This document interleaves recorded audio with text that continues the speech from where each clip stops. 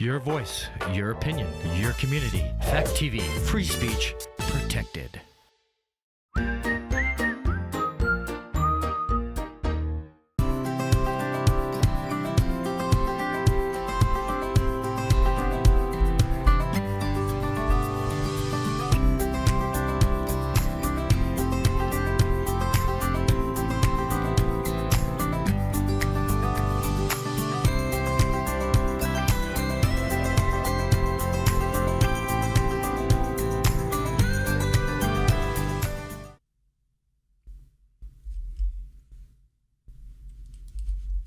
Welcome to The Long Road.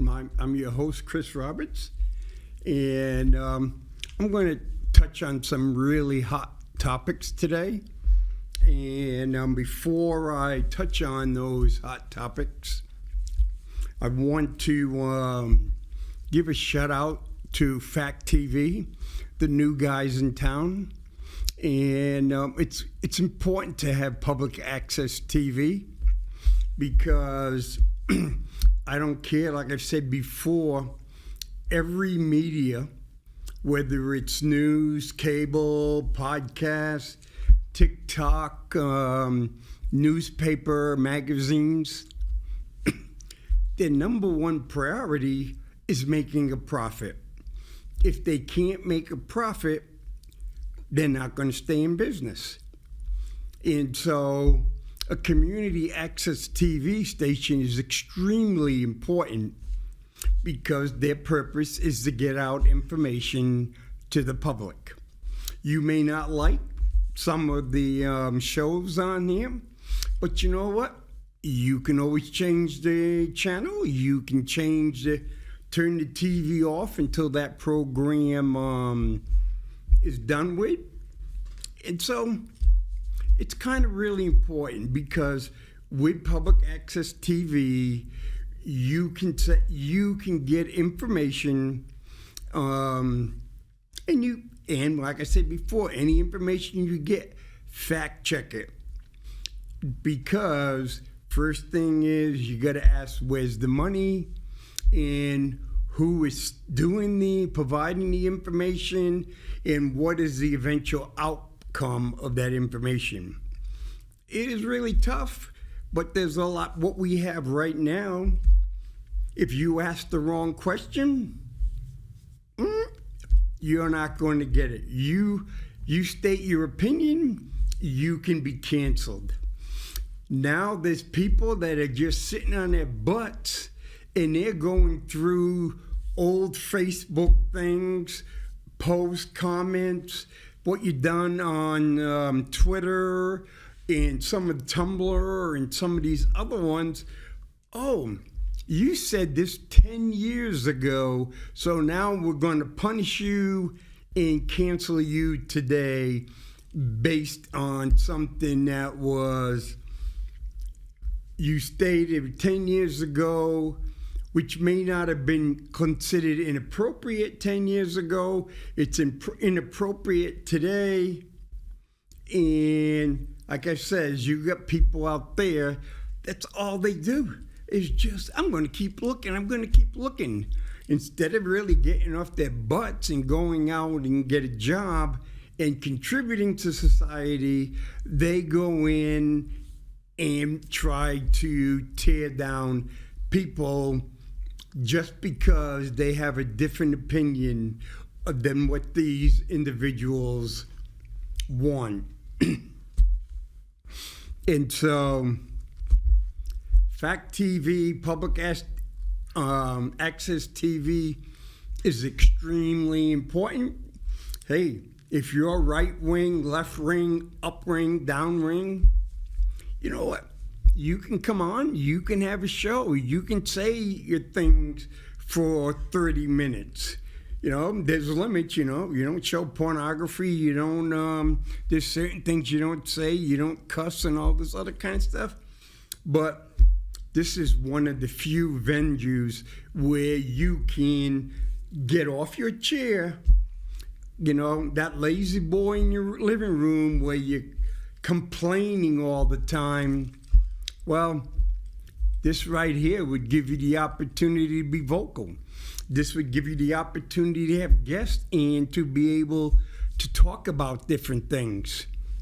And so that's how I wanted to start the show today. And like I said, what I'm going to do, I'm going to be kind of rough today. And I'm going to say certain things that people don't like.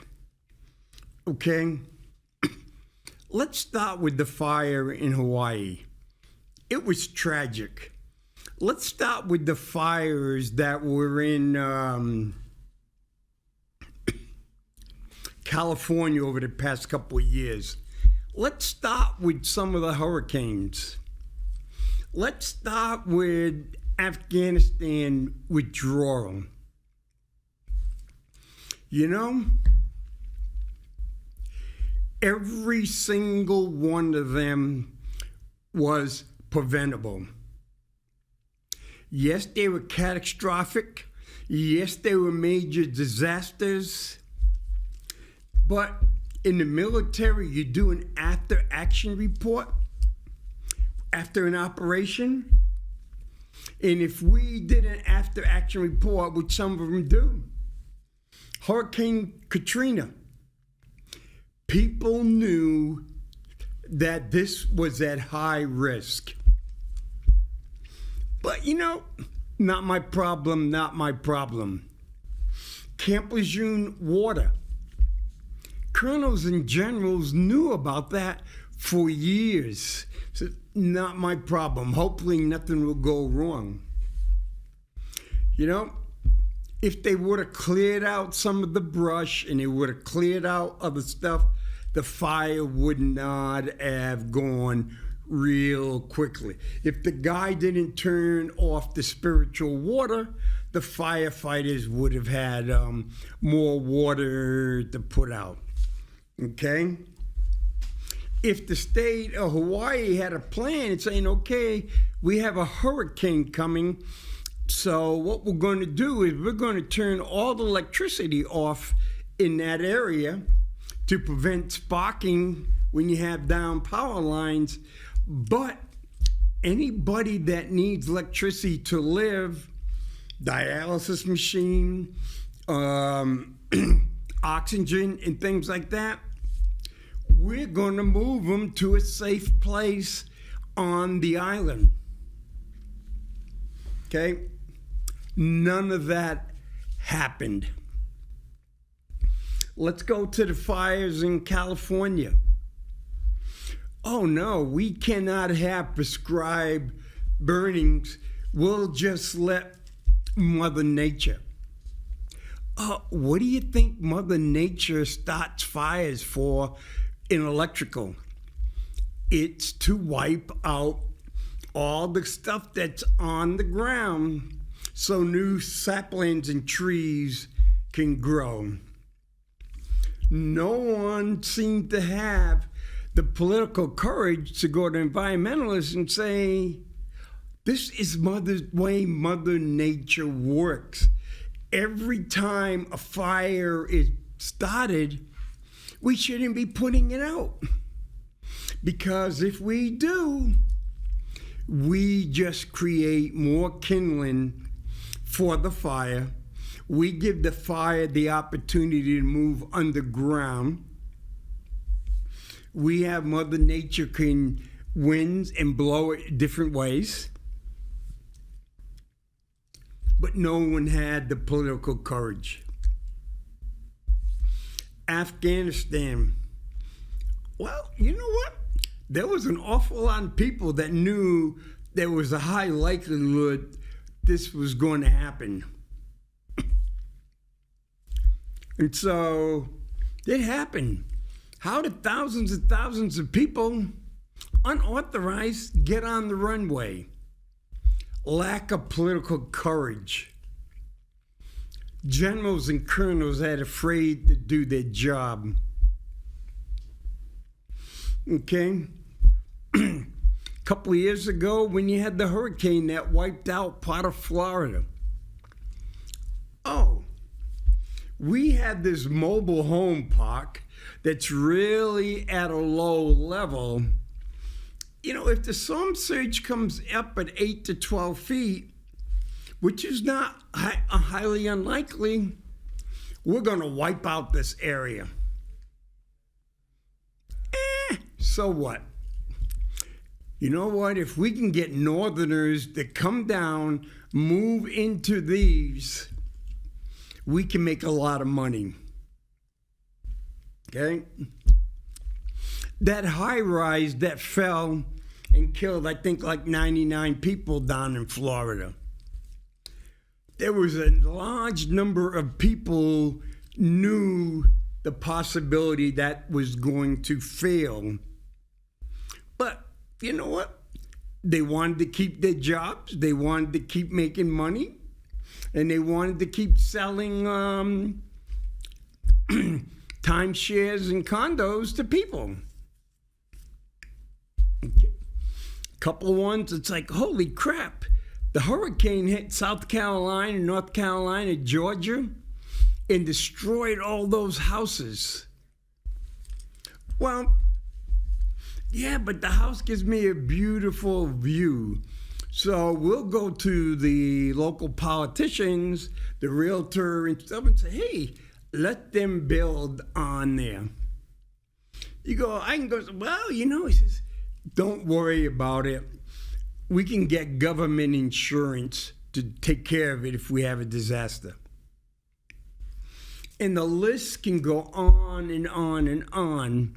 If you look at the number of major disasters, the water in Flint, Michigan, high up lead, people knew about it. It was criminal. All these disasters, if you study disasters, almost every single one was preventable. And the reason we had these major disasters, the reason so many homes was destroyed, the reason so many people lost their lives, were all leadership failures. And it's happened over and over and over again. And to make the thing worse, Congress doesn't put money in the budget for disasters. Oh, we're having hurricanes. Yeah. We may have major winter storms.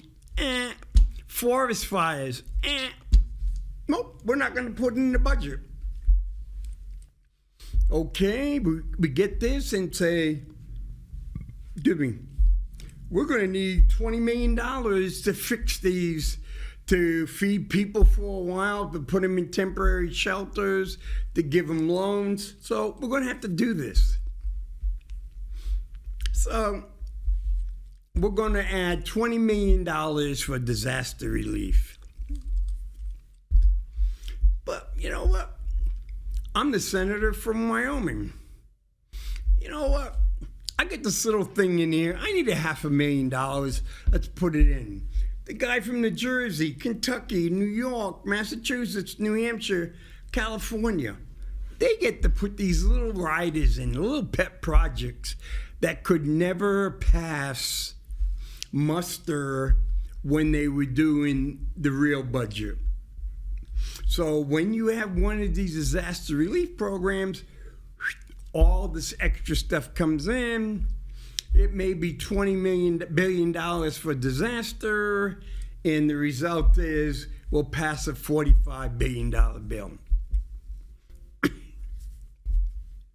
People go, hey, that's money coming from the federal government.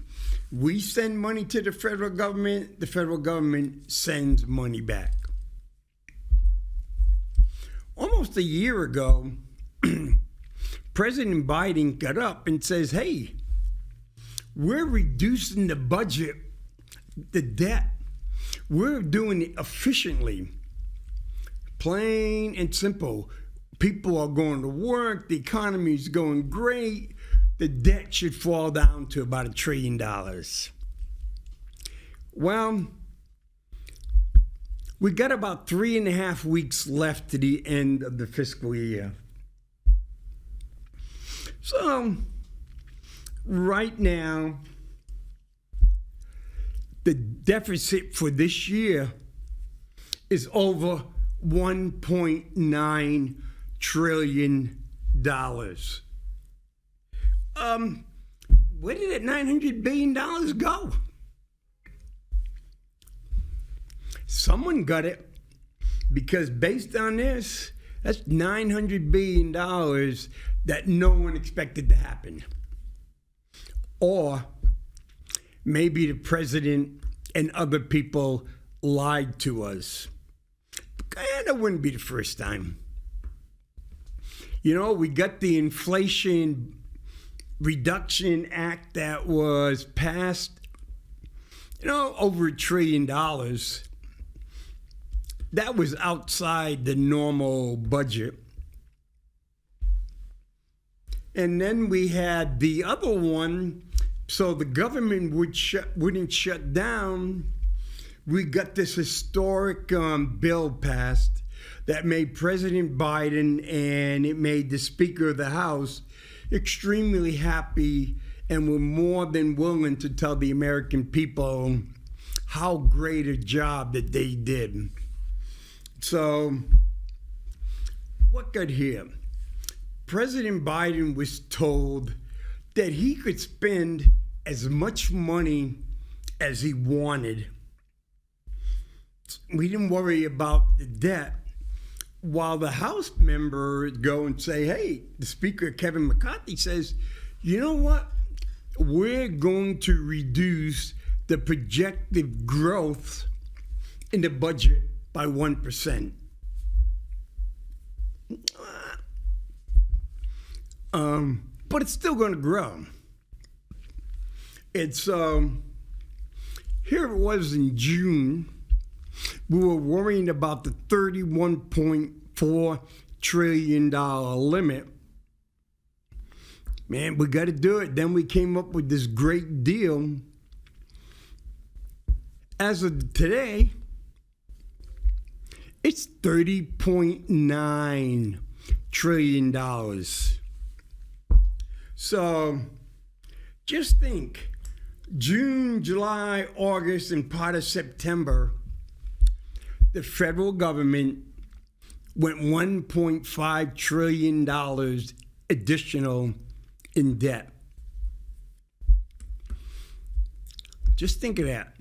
$1.5 trillion it went in debt after the budget, after that whatever they call that one, I can't think of it right now, that great deal that President Biden's Speaker McCarthy said was great for the American people. I don't think so. Just think, $1.5 trillion.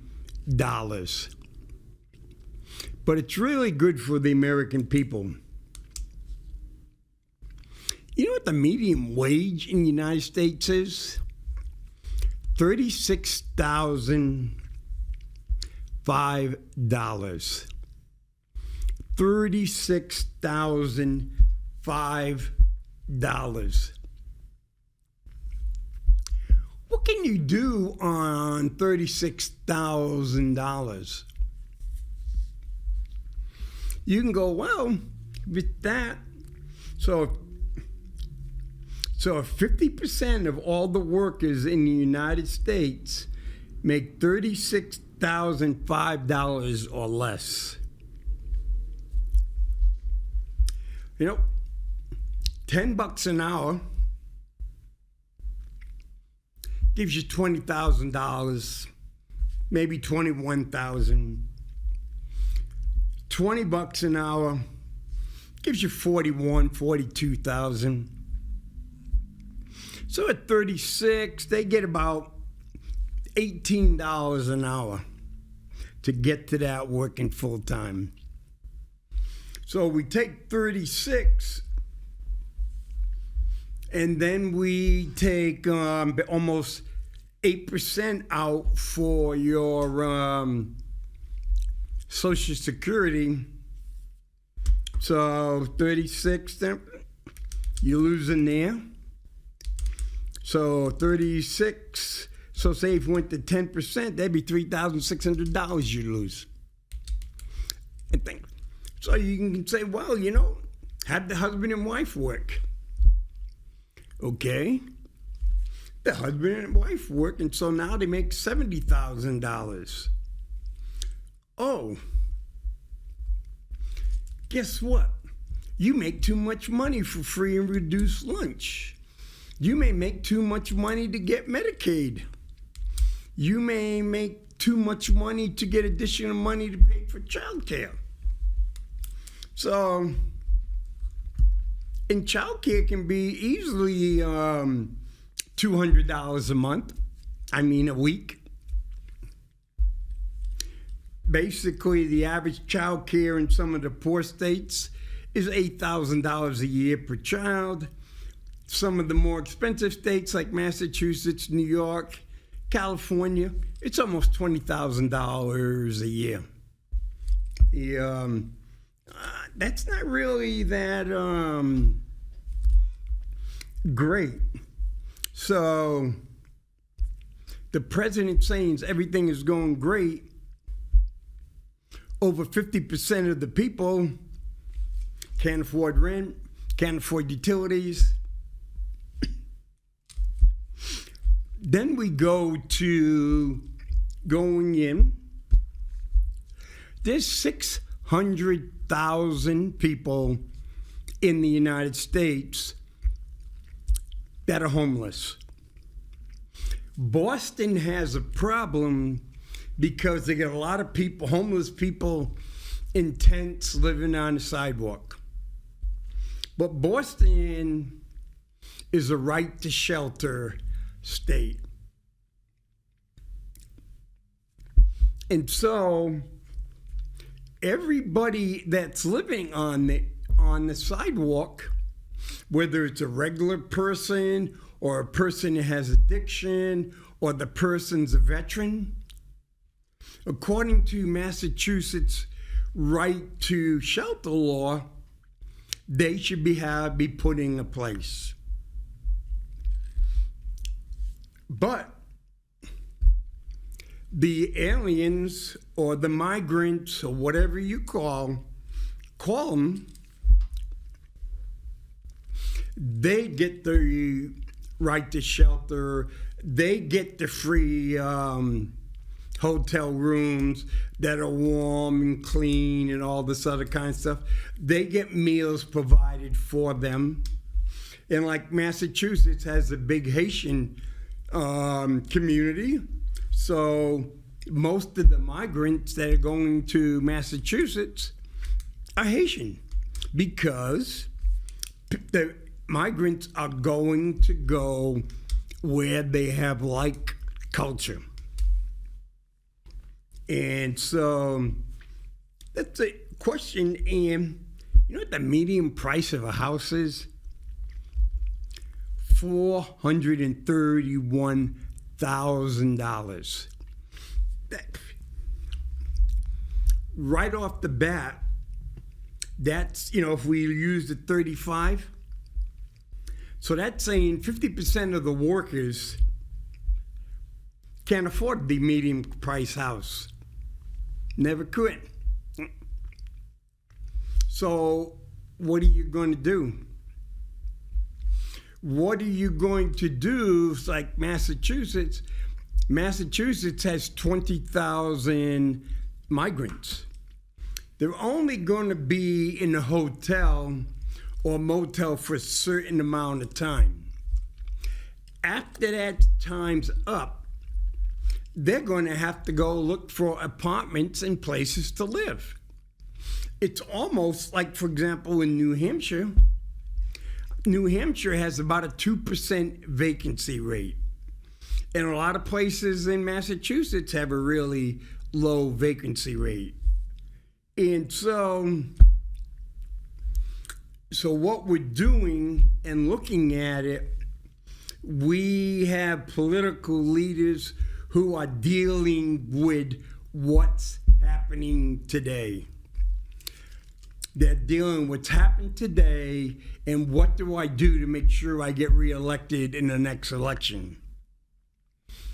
Hoping this major disaster of no housing or not enough housing hits, or how long do you keep them in motels and hotels? Oh, guess what I read today? It said the FDA is getting pretty close to approving the new COVID-19 booster. They're saying we have variant BA 2.86. So that's the new thing that's coming up. Are you going to get your COVID booster? Could your employer require you to have a booster? We don't know.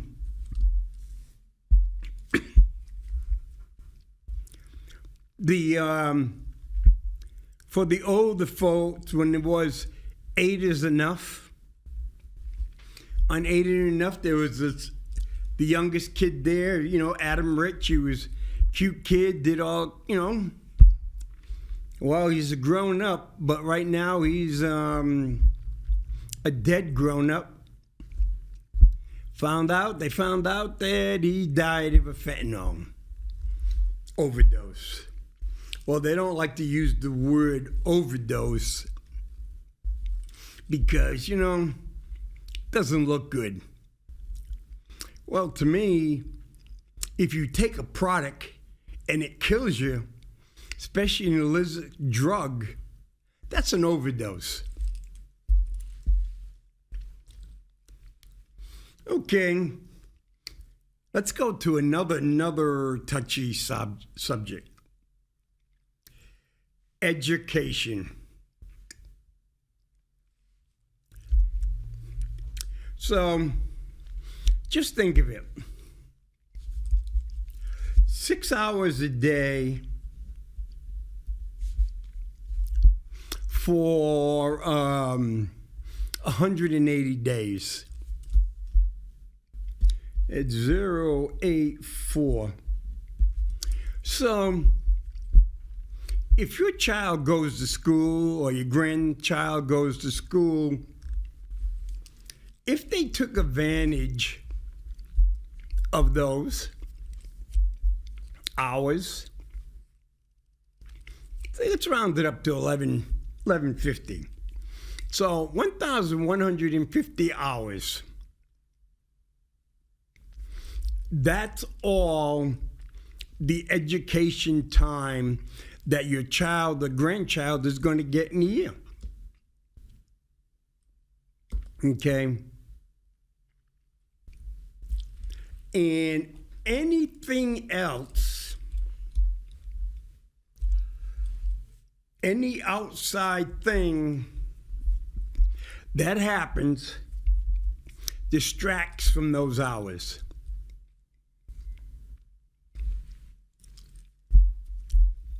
The couple of years ago, after Black Lives Matters, it was equity and equality and inclusion. Okay, that should be happening all the time in the course of educating the children. No timeout program. No invited people to come in. My daughter lives in Georgia, and that school district wanted to hire someone from Baltimore, which has one of the worst school systems in the country, a black woman to come down and be able to be the DEI coordinator at about $100,000 a year. the people came in and says, what is she going to do? The superintendent says, well, we haven't got a plan yet, but that's going to be the right thing to do. So about 2.5 years, people were making all kinds of money under the DEI or DIE banner. Well, now, whether it's college and businesses and stuff, and a lot of businesses and stuff, well, no, we don't do that. That should be the normal thing. Yes, co-workers can work. They work together. They can go to lunch together and things like that. But is it my job as an employer to go in and tell my employees what they should be thinking, acting, speaking, and which people they should be in with once they clock out? The DEI people said yes. Well, if I go to a big city and all the Chinese live here, all the Japanese live here, the Italians are there, and the Irish there, as an employer, do I have to write and say, hey, you Italians, you need to spend more time in the Japanese community. You Chinese need to spend more time in the Irish community. You Catholics have to spend more time in the Muslim, and you other whites have to spend more time interacting with the blacks.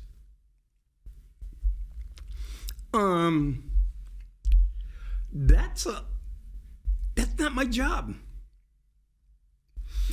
I'm in business to make a product. I'm in business to make a profit. To make my maximum profit, I have to get the best people qualified. You know, it ain't like, okay, I'm only going to hire Irish people. Well, if they're not qualified to do the job, I could lose my business. So once this frenzy was over, once the people go, oh, yeah, okay, that was the right thing to do. We just did it because we had public pressure, peer pressure, and we did not want to offend anybody. Of course, finding out that the people that were running Black Lives Matters made millions of dollars and had questionable spending, and very few people support Black Lives Matters. Very few corporations, hey, I'm going to give $100,000 to Black Lives Matters. Then I look cool to everybody else. I can put a little sign up there. It was a business decision to give it to Black Lives Matters. So what? Hey, if my corporate taxes is 20%, I give $100,000, I get $20,000 back. Okay. Those are out there and they're going, this is my job. This is to make sure everybody in my business is treated fairly. This is to ensure that everybody has the equal opportunity to get promoted based on their talents and their willingness to expand those talents and their willingness to go more than what is expected of them. Okay? As an employee, I got my employees at least 2,080 hours a year if they work 40 hours full time. Now, let's go to education. People go to their state houses and say, what about this? What about this? What about this? What about this? So we keep adding things on that are requirements for our kiddos in school. But you gotta remember, everything that you add on in education means something else has to go out. Something else has to go out. Unlike in the business world, if you fall behind, need more training, need more production, you get to work overtime. In education, that's all you get. Okay? You know, and say, well, we should have drag shows in school. You gotta be really picky on what can come into your school. And if you're bringing something new in your school, if you're bringing a person to present to the class, you should be making sure that individual is adding value to the education process. Because if that individual comes into the class, that means that for an hour, that means that student could be 1 hour less of teaching time. No overtime in schools. 11:50, say, it's it, plain and simple. And even now in some schools, they go, hey, you know what? Yeah, we can go 7 hours a day. That means we don't have to go 180 because you don't have to count days anymore. You can count hours. So you go, hey, you know what? You want to go 7 hours a day? Vice 6.5? You'll have a longer summer. Okay? Now, here's a really, really touchy subject.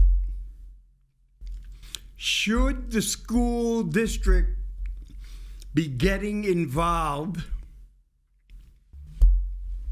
in the mental health with children, which we do provide that, but for children who say they're transgender? Okay? And for a lot of school districts who says, hey, Tommy comes in, Tommy tells his teacher that I want to be Jane. The teacher says, all right, you can come into my class, you can be Jane, you can bring clothes and dress up as Jane, and you'll give Jane pronouns, and we'll start doing everything to help you feel like a girl. But don't worry, Jane, we will never let your parents know. You will be totally protected. When we send papers home to your parents, you will be Tommy. So the 6 hours a day that you spend in our class, you will be Jane. So for 180 days out of the year, you will be Jane, and your parents will never be told. So you get up in the morning, you dress up as Tommy, put Jane's clothes in your backpack or leave them in school, you get off the bus, you go to your homeroom, and then you become Jane. School's out, got the opposite. Okay, what happens on Saturdays and Sundays? You have to be Tommy. All summer long, you have to be Tommy. Me as a parent, I would be extremely ticked because it's also a mental health issue. Is Tommy/Jane going through a phase? Is Tommy slash Jane goes, oh, wow, this is really cool. You know what? I get a lot of attention. I never got attention before, but now I'm the transgender kid in school, so I'm accepted, and I'm the cool kid. And now I have the power.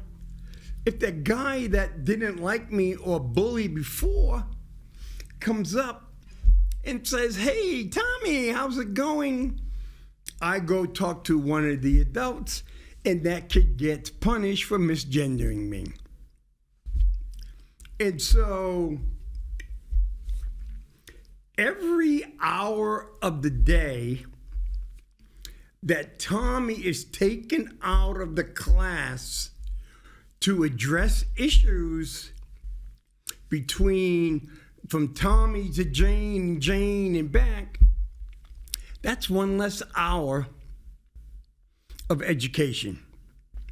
Because Tommy to Jane, Rebecca to Robert,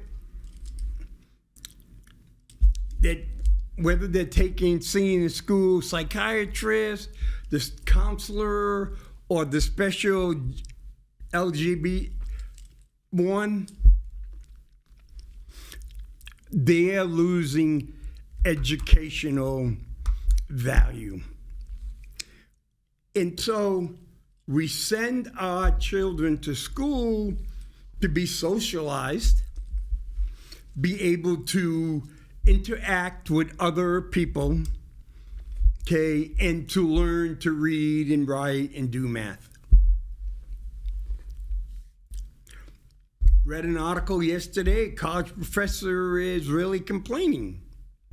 He's saying the average ability of the students in his math class is at the 9th grade high school level. So we're having school systems around the country spending a lot of time dealing with a lot of these social, mental health, and other problems, but we're saying it's in its students' best interest that the parents, so you're going to be with Tommy, say, 17 hours a day, but Jane will be in school for 7, except on Saturdays and Sundays. So you look at Friday, Saturday, Sunday. Jane is going to have to be Tommy about 72 hours. It goes back and forth, back and forth. I think that might mess up a kid's head. Another teacher in California says kids should be taught gender and gender differences and able to identify whatever gender they are starting in kindergarten. Again, without parents' notification. If someone is transgender, I have no problem with that. If they're transgender, they should be treated like any other person. They should be treated fairly, equally, and have equal opportunities to do things. Plain and simple. But I really have a concern that our public school system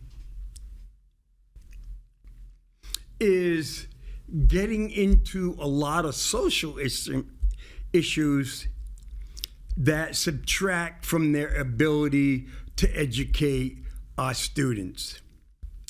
Not only that, wealthy parents or middle to upper middle class parents, hey, I'm going to send my kid to a private school because I get a better, he or she will get a better education. and I'll move to a new neighborhood. Okay? And, excuse me, that's what's happening. Cities are having serious problems because, if we look at Boston, we look at Houston, we look at San Francisco, we look at Stockton, we look at Chicago, we look at Milwaukee. Okay? People are moving out. And when they move out, they take their money and they take their taxes away from them. And we can say, oh yeah, that's white supremacy. White people they're just going to take their money and they're going to move someplace else because they have the ability. But you know what? Look again. If I'm black, or I'm Asian, Chinese, Indian, you know what? I'm going to go what's best for my kids. I want my kids to get better. And, okay, I grew up on welfare. I lived in the housing projects, and I was one of 10 kids. I did really well in school, and I went to college. And you know what? It never, ever, ever crossed my mind to move back to where I grew up. And if you're straightforward and you don't play the woke game or all these dancing around, what it used to be and what it still is, it's a brain drain. So every time we do this, people take their kids out, they go to private schools, religious schools, go on to college, and they don't come back. Brain drain. That's in New Hampshire. One of the problems we have in New Hampshire, a lot of kids from the small towns and everything, hey, they go in, they do really well, go to college. No way in the world I'm going back. Hinsdale, Allsted, some of those towns, Jefferson, Washington, way up north, they're going, no, I'm not coming back. And so this is what we're having in the cities. They're having a brain drain. And so when you see people, oh yeah, smash and grab robberies, oh, if you complain about them, you're going to be considered a racist. Well, yeah, the majority of the people who are doing the smash and grab happen to be black. Okay? Where are the majority of the smash and grabs happening? They're not happening out in the suburbs. They're happening in the inner cities. Bingo. Because that's where the products are. Yes, I may be a woman, I may live in the suburbs, and I go, well, I'm going to drive into Nordstrom's, see if Nordstrom has that $600 pocketbook I want. Okay, I go in, I buy it. So, but if I'm a black kid, I'm living in these cities, I guess, well, you know what? Hey, guys, let's go together. Women, too. Let's go to Nordstrom's, just smash open the window, and we'll all go in, we'll fill our sacks, and we'll go out. There's nothing they can do about it. Then we can sell it in the flea market or whatever, or maybe we'll sell it to one of those upper middle class white women who are willing to pay $300 for the bag so she can be just like her neighbor who paid $600 for the bag. Look at the major cities. That because of what's going on and everything, the number of white people in cities, the big cities, is declining. The number of people of color who get educated leave and then don't come back. Is it white supremacy? A lot of people would say that. But you have a school system like Baltimore, only 2% of the people that graduate at high school level. The valedictorian from a college high school in Memphis, I think it was Memphis, Tennessee. He couldn't even go to college. He couldn't even go into the military. Why? Because he had a real sucky education. The woman, I think it was 7 times it took her to pass the AVAB test. And that was only after she went to basically Army training to practice on passing the test. And from her job was she barely passed the test because she became a cook, one of the lowest scores on the AVAB test. So we don't want to be honest. We don't want to be open. And you can go on. I look at the thing. I find it frustrating because no one wants to talk to each other. I'll talk past you. You'll talk past me. If I say I'm a Republican, then I'm a Trump Nazi. You say you're a Democrat? Oh, you're a socialist, liberal, woke individual. What the hell is going on? On the New York Times, I can lie my butt off all the time, but people still buy my paper, and I still get advertisers to put in my paper. Why? Because we have a political system, our leaders who decided the easiest way to get elected is to divide us up. Okay? How many Jews we have, how many blacks we have, how many Indians we have, how many Native Americans, Asians, bisexuals, gay people, Irish and stuff. And so you go in and divide these, and you make them all different slices of the pie. I saw this when I was helping out and supporting Senator Obama at the time, and it caused me to stop supporting him because the hypocrisy was unreal.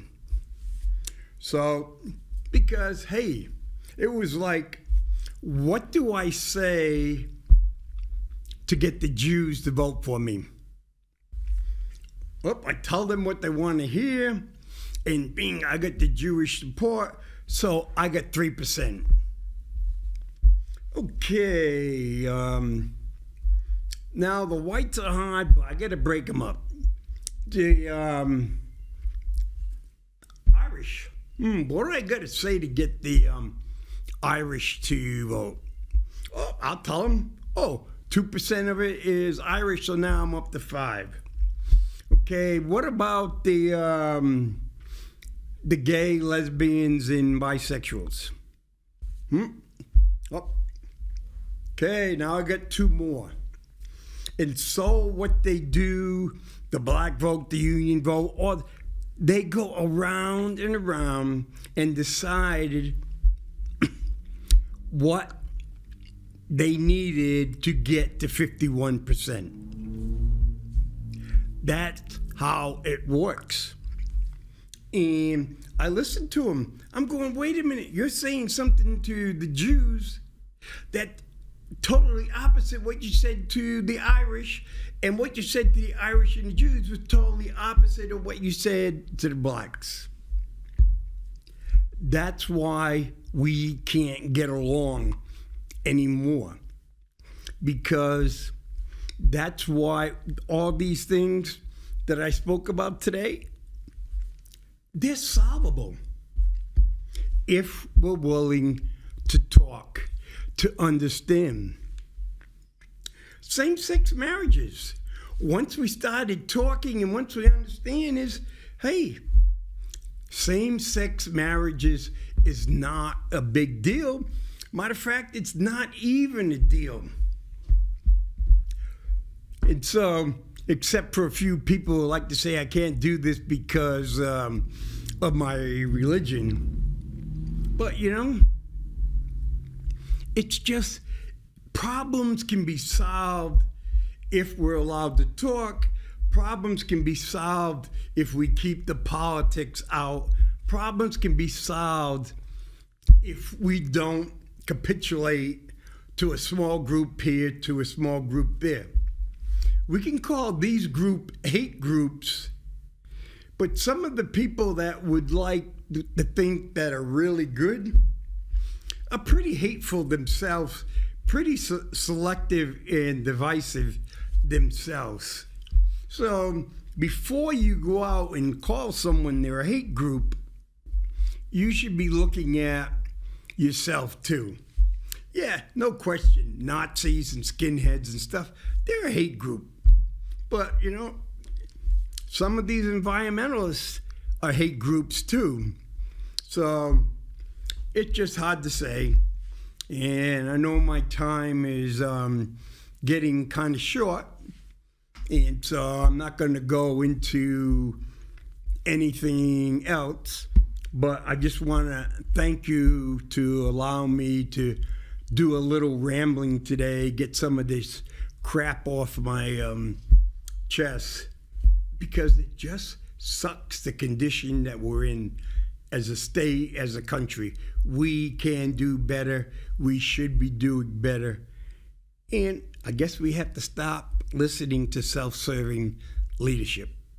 So that's all I have for today, and I'll be back next week.